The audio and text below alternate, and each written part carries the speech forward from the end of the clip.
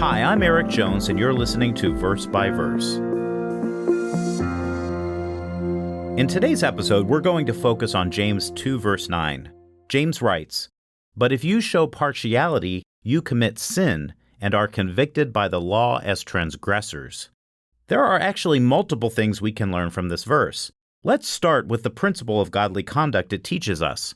James 2 verse 9 clearly teaches that partiality is a practice we must avoid.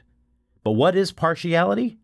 Essentially, partiality is having a bias or preference for one person over another, typically based on our personal feelings, status, or a relationship. A more modern word might be favoritism. Suppose two people reached out to you separately for help. One of them has a father of high status who you would like to gain favor with, while the other person has no such connections and no resources that could help you. If you chose to respond and help the person with the connections, but ignored and refused to help the person without connections, that would be an example of partiality. And according to the Apostle James, that would be a sin. God's desire is that we strive to treat all people with fairness, instead of unjustly giving preference to certain people over others. But there's also a bigger principle about sin that we find here.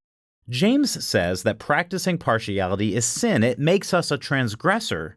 Students of the Bible know that 1 John 3 verse 4 tells us that sin is the transgression of the law. Now, when people think of the law in a biblical context, many people would automatically think of the Ten Commandments. The Ten Commandments give us 10 foundational points or laws that define sin. But we don't find any commandment in the 10 that says, "Thou shalt not show partiality." So if it's not part of God's basic moral law, how could James dogmatically state that it is a sin, a transgression of the law? Well, part of the answer is that sin is actually much bigger than just the 10 specific points listed in the 10 Commandments. Those 10 points are foundational, but they are really just starting points. Each of those 10 laws have a letter and a spiritual application. For instance, the letter of the 8th commandment is don't steal, don't take something that's not yours. But the spirit goes much deeper and teaches us to live a life characterized by selfless giving. But even beyond the specific letter and spirit of each commandment is the overall purpose of the 10 Commandments, which is to teach us how to live a life characterized by godly love. The intent of God's law is to teach the greater principle of love or outgoing concern towards others, love towards God and love toward man.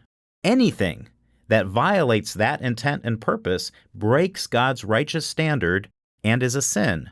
So if I steal from you, that's showing disrespect and a lack of love, and that is sin. That's very obvious. And if I show partiality against you, that is also disrespect and also a lack of love, and that also is sin. So my question is our view of sin big enough? Because if we think sin is only breaking the 10 specific points listed in the 10 Commandments, then our definition of sin is way too narrow, which means we may be unknowingly guilty of committing sins we didn't even realize were sins.